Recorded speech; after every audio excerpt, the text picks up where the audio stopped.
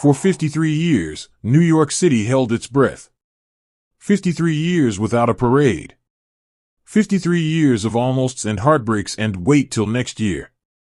And then, on a Saturday night in San Antonio, Texas, of all places, the wait finally ended. But here's the twist nobody saw coming, the detail that turned a basketball story into a Filipino history book overnight. The man who helped break that curse, the man standing on that championship stage soaking in confetti that wasn't even his hometown's confetti, carries blood from 7,000 islands on the other side of the world. His name is Jordan Clarkson. And as of this June, he is officially, undeniably, the first person of Filipino descent to ever win an NBA championship. Stick around, because this story has flags, phone calls from boxing legends, viral parade chaos, and a moment so big that an entire nation woke up before sunrise just to watch it happen. Let's rewind a little, because the road here was anything but easy. Jordan Clarkson was a second-round pick back in 2014, the kind of guy scouts liked but nobody was building a franchise around. He made his name grinding it out with the Lakers for 4 seasons, learned what winning actually looked like sitting next to LeBron James in the 2018 Finals with Cleveland, and then found his real home in Utah, where in 2021 he won the 6th Man of the Year award and became the heartbeat of a Jazz bench unit that fans absolutely loved. But championships in Utah were always just out of reach. The Jazz rebuilt, the window closed, and at 34 years old, with 12 years already logged in this unforgiving league, Clarkson did what every veteran chasing a ring eventually has to do. He left.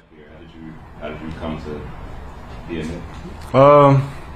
Everybody kind of know the story. Get bought out by Utah, and then, make my choice to come here and suit up. Last summer, after a buyout from Utah, Clarkson signed with the New York Knicks. And almost immediately, the oddsmakers noticed. FanDuel bumped New York's championship odds the moment the signing was reported, slotting the Knicks in as favorites in the East. Nobody expected Clarkson to be the headline.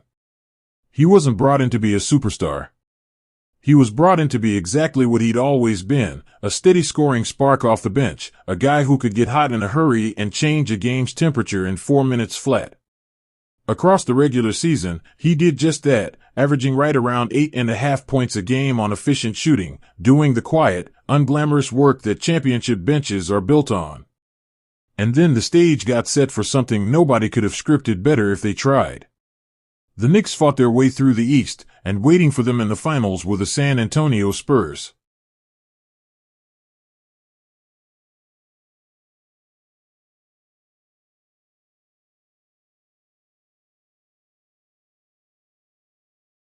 Buried in that Spurs roster was a rookie named Dylan Harper, also of Filipino descent. For the first time in NBA history, 2 Filipino-American players were going to face off on the league's biggest stage, for all the marbles, in the finals itself. ESPN called it out directly, flashing the Philippine flag next to both their names. Filipino fans worldwide didn't know whether to celebrate or short-circuit. 2 of their own, on opposite benches, fighting for the same trophy. Clarkson, ever the elder statesman, reportedly played the role of a big brother to Harper throughout the series, supportive even in competition, because some moments are bigger than the scoreboard. And make no mistake, this wasn't just a feel-good footnote. This was history walking onto the court in real time. For nearly 5 decades, Filipino hoops fans had been waking up at ungodly hours to catch Clarkson's games, first with the Lakers, then the Jazz, now the Knicks, hoping that one day the stars would align. Now here it was. 2 storylines, one originating from a Phil AM veteran who'd been carrying the flag since 2018, the other from a fresh-faced rookie just starting his own journey, finally colliding under the same championship lights. Game 5. San Antonio, Texas. And in a cruel twist of poetic irony, San Antonio happens to be Clarkson's actual hometown. The kid who grew up on those streets came back to the city that raised him and helped his new team complete a comeback for the ages, closing out the series and capturing New York's first NBA title since 1973.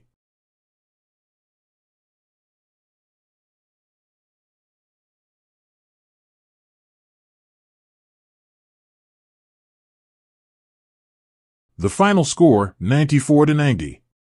tight, tense, the kind of game that ages a fan base 10 years in 48 minutes.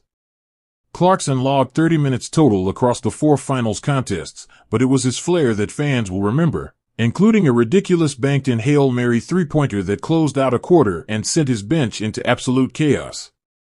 14 total points across the series might not jump off a stat sheet, but championships were never about stat sheets for Jordan Clarkson.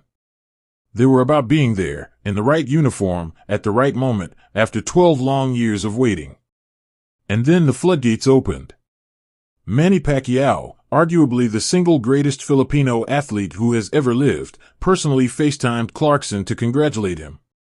Think about the weight of that for a second. The Pac-Man himself, a national deity in his own right, reaching out to say well done to the new face of Filipino basketball glory. The Philippine Consulate General in New York released an official statement calling Clarkson's achievement a proud moment for the entire Filipino diaspora, confirming what everyone already felt in their bones. This wasn't just a win for the Knicks. This was a win for an entire nation watching from thousands of miles away. Then came the parade, and oh, did the parade deliver. New York City hadn't thrown a championship parade for the Knicks in over half a century, so when Mayor Zoran Mamdani and the city rolled out the Canyon of Heroes celebration on June 18th, it wasn't just a party, it was a cultural reset. Streets packed shoulder to shoulder. Fans climbing traffic lights, scaling sanitation trucks, perched on awnings just to get a glimpse. Confetti in blue and orange raining down like it was making up for 53 years of nothing. And right there in the middle of it all, Jordan Clarkson held the Philippine flag high, not as some calculated, performative gesture for social media clout, but the same way he's carried that flag since 2018, when the NBA finally cleared him to suit up for the Philippine national team after years of FIBA eligibility headaches. This is a man who's repped Gilas Pilipinas at the Asian Games, who poured in 26 points a game for the Philippines at the 2023 FIBA World Cup, who once said his motivation to play for the flag traces back to wanting to make his grandmother proud.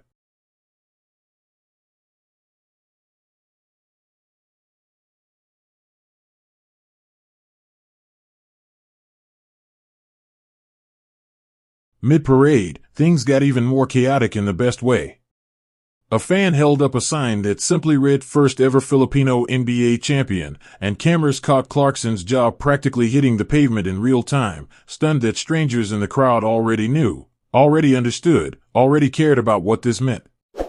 Later in the celebration, actor Ben Stiller, a die-hard lifelong Knicks fan who's been a courtside fixture for years, had his phone snatched right out of his hand by Clarkson himself, who proceeded to film a wild 40-second point-of-view clip from atop the championship bus, confetti exploding around him, Karl Anthony Towns hoisting the trophy to a sea of fans below while "We Are the Champions" blasted through the streets.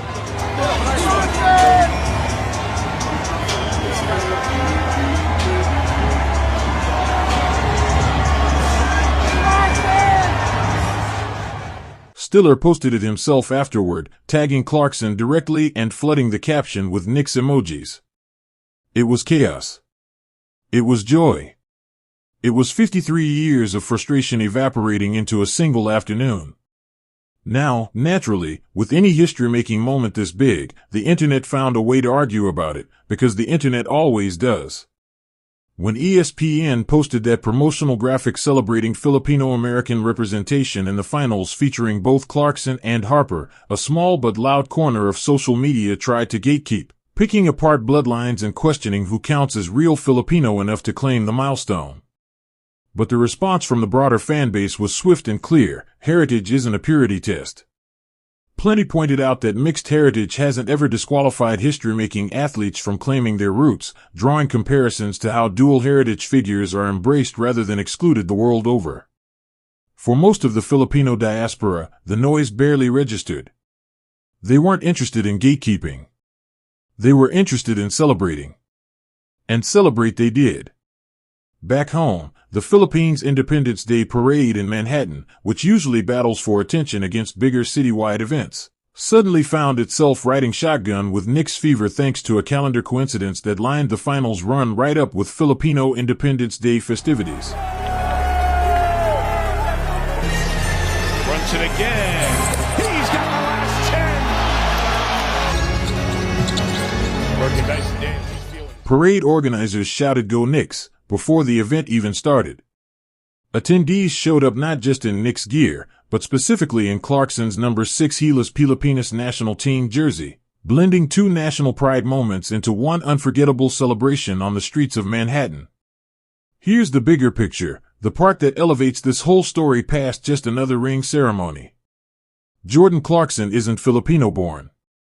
He's Filipino-American, the son of a mother born in Pampanga who carried that heritage to Tampa, Florida, where Clarkson himself was raised.